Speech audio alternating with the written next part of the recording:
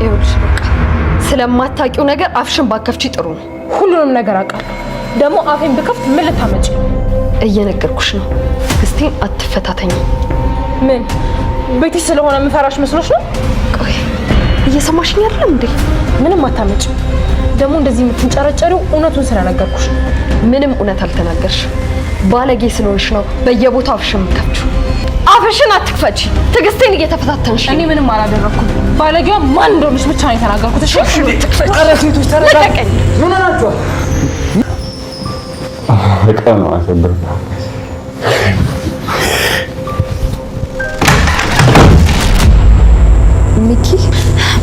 ሚኪ ኧረ ሚኪ አንተ እንደምታስበው አይደለም። እኔ ምንድነው የማስበው?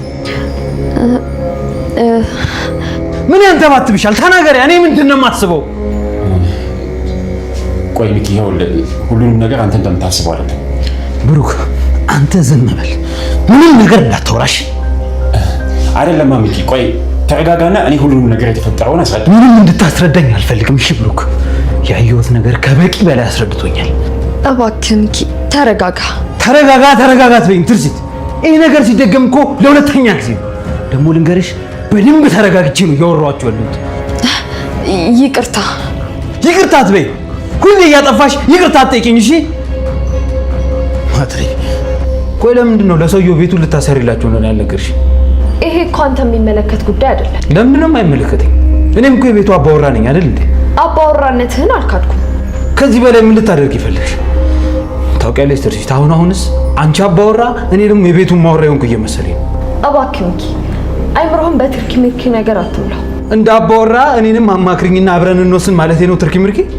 እኔ እሱን አላልኩም አልሽ እንጂ ከዚህ በላይ ሚኪያስ እንግዲህ ብሩክን ለማጥፋት የሚያደርገው ነገር በሙሉ እየተሳካለት አይደለም ማለት ነው። ነገሮች እንግዲህ እየተገጣጠሙ የሚኪ ፕላንና እቅድ በየተደጋጋሚ እየተበላሸበት ነው ያለው ማለት ነው።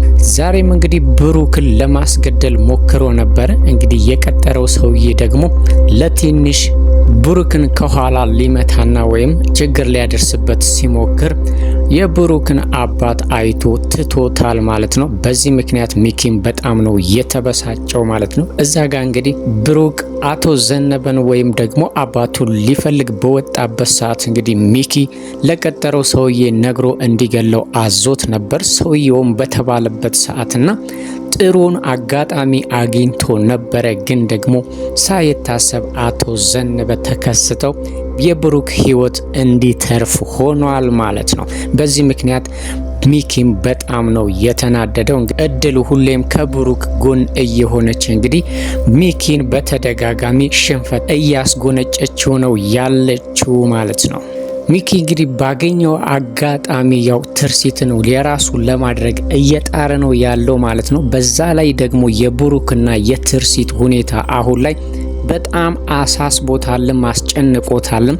ይሄንን ነገር እንግዲህ ሌላ አቅጣጫ ቀይሶ ሊፈታው እየሞከረ ነው ያለው ማለት ነው። ብሩክ እንግዲህ እንደሚታወቀው ርብቃን እንደ እህቱ ነው የሚያያት ማለት ነው። እሷም እንደ ወንድሟ ነው። አንድም ቀን እሱን በፍቅር አስባው አታውቅም። በጣም የምትወደውና የምታከብረው የምትሳሳለት ወንድሟ ነበረ ማለት ነው። አሁን ደግሞ ይሄንን ሚኪ ወደ ፍቅር እንዲቀየርና ሀሳቧን በሙሉ ብሩክን በፍቅር እንድታስበው እያደረጋት ነው ያለው ርብቃን ማለት ነው። ሳታስበውና ይህ ጥያቄ ሚኪ ጠይቋታል ማለት ነው። አንቺ ብሩክን በምን መልኩ ነው የምትወጂው ቢላትም እሷ ግን ንጹህና በጣም የምወደው ወንድሜ ነው ብትልም ግን ደግሞ በግድ ሀሳቧ ውስጥ የፍቅር ስሜት እንዲከሰት አድርጓታል ማለት ነው። እሷም እንግዲህ ያው ለብሩክ ያላት ፍቅር ግልጽ ነው፣ የወንድምነት ነበረ። አሁን ላይ ግን ነገሮች አቅጣጫቸውን እንዲስቱና ያልሆነ ሀሳብ እንድታስብ እያደረጋት ነው ርብቃን ሚኪ ማለት ነው። አንቺ እኮ ብሩክ ይገባሻል ወይም ደግሞ ብሩክ ያፈቅርሻል፣ አንቺ እንደ ወንድሙ ስታዩ እሱ ግን በፍቅር ነው የሚወድሽ ብሎ እንግዲህ ጭንቅላቷ ውስጥ ያልሆነ ሀሳብ ጨምሮባታል። ምናልባትም እንግዲህ ሚኪ አሁን ላይ የርብቃንና የብሩክን ወዳጅነት እስከ መጨረሻው ሊያቆራርጥባቸው ይችላል። ብሩክ አንድም ቀን እሷን በፍቅር አስቧት አያውቅም። የሚሳሳላትና የሚያከብራት ታናሽ እህቱ እንደሆነች ነው የሚያስበው። በዛ ላይ ደግሞ አቶ ዘነበ ራሱ ይሄንን ነገር ከሰሙ በመካከላቸው ትልቅ ክፍተት ሊፈጠር ይችላል ማለት ነው። በእርግጥ ሚኪያስ ይሄንን ነገር እያደረገ ያለው ለራሱ ጥቅም ሲል ነው ማለት ነው። አሁን ላይ ብሩክና ትርሲት እንግዲህ በጣም እየተቀራረቡና በጣም እየተግባቡና በሐሳብም እየተዋዋዱ ስለሆነ ይሄንን ነገር ክፍተት ለመፍጠር እየሞከረ ነው ያለው ማለት ነው።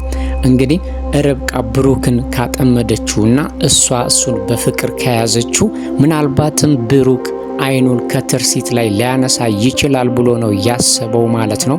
ሚኪያስ ግን ደግሞ አሁን ድረስ ብሩክ ስለ ትርሲት ምንም አይነት የፍቅር ስሜት የለውም ማለት ነው። ይሄ ስጋት የሚኪ ብቻ ነው። በተቀራረቡና ባወሩ ቁጥር እንግዲህ እሱ አቅጣጫውን ሊስት ይችላል ብሎ እየሰጋ ነው ያለው እንጂ ብሩክና ትርሲት እስካሁን ድረስ ምንም አይነት የፍቅር ግንኙነት ወይም ደግሞ የፍቅር ስሜት ብሩክ ጋር የለም። በእርግጥ ትርሲት ለብሩክ ትንሽ ስሜት ያላት ይመስላል ማለት ነው። እንግዲህ ከዚህ በፊት ከርብቃ ጋር ስታየው ቀንታ ነበረ ማለት ነው።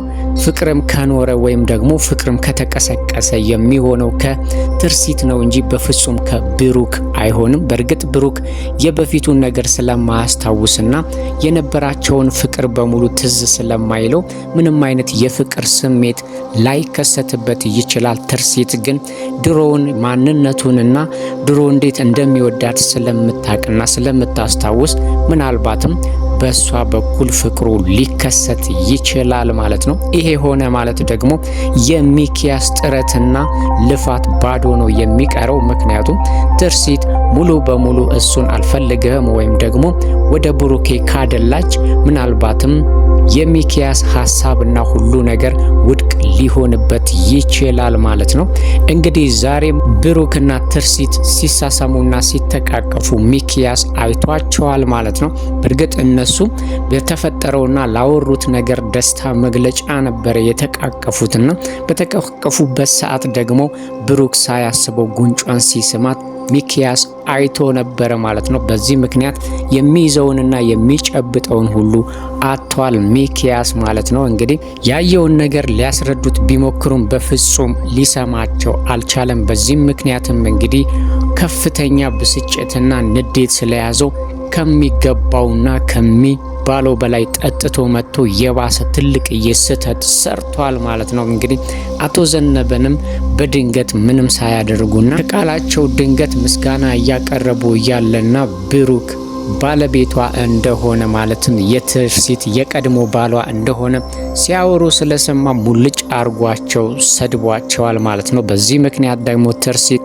በጣም ተበሳጭታለች ማለት ነው። ትርሲት እንግዲህ በጣም ሰው አክባሪና ትሁትና በጣም ለሰው የምትጨነቅ ሰው ነች። በዛ ላይ ደግሞ እዛ ቤት ውስጥ ያሉት እሷን ብለው ነው ማለት ነው። ስለዚህ አሁን ላይ እንግዲህ ሚኪያስ በጣም ትልቅ ስህተት ነው የሰራው አቶ ዘነበን መስደቡ ማለት ነው። በዚህ ምክንያት ትርሲትን በጣም ተናዳለች። ምናልባትም እንግዲህ ሚኪያስ በጣም ያልጠበቀውንና ያላሰበውን ውሳኔ ትርሲት ልትወስን ትችላለች።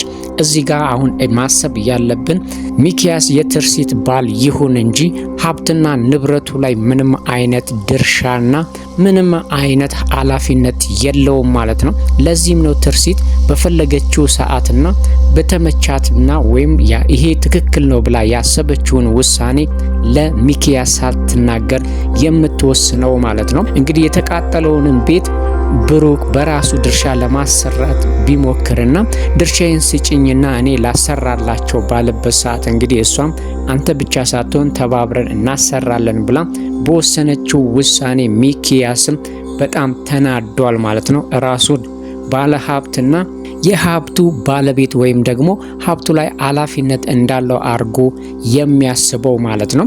ትርሲት ደግሞ እዛ ሀብት ላይ ንብረት ላይ ወይም ደግሞ የብሩክ ድርሻ ላይ ምንም አይነት ኃላፊነት እንደሌለው ደጋግማ ብትነግረውም እሱ ግን መጀመሪያም ብሩክን ማጥፋት የሚፈልገው ሀብትና ንብረቱን ለመውሰድ ስለሆነ የምትወስነው ውሳኔ በጠቅላላ ያበሳጨዋል ማለት ነው።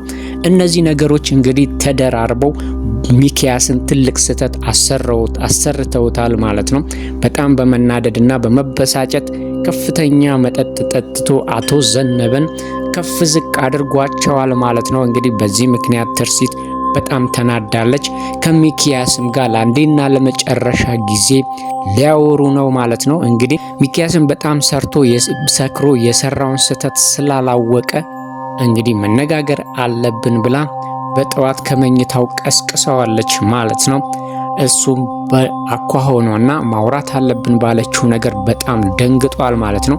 ምናልባትም እንግዲህ ገፋ ካለና ትርሲት እንግዲህ ከፍተኛ ውሳኔ ከወሰነች ሚኪያስን ከቤት ልታስወጣውና ወይም ደግሞ ከእንግዲህ በኋላ አርፎ ካልተቀመጠ ትልቅ ችግር ሊፈጠርበት እንደሚችል ግልጽ ነው ማለት ነው።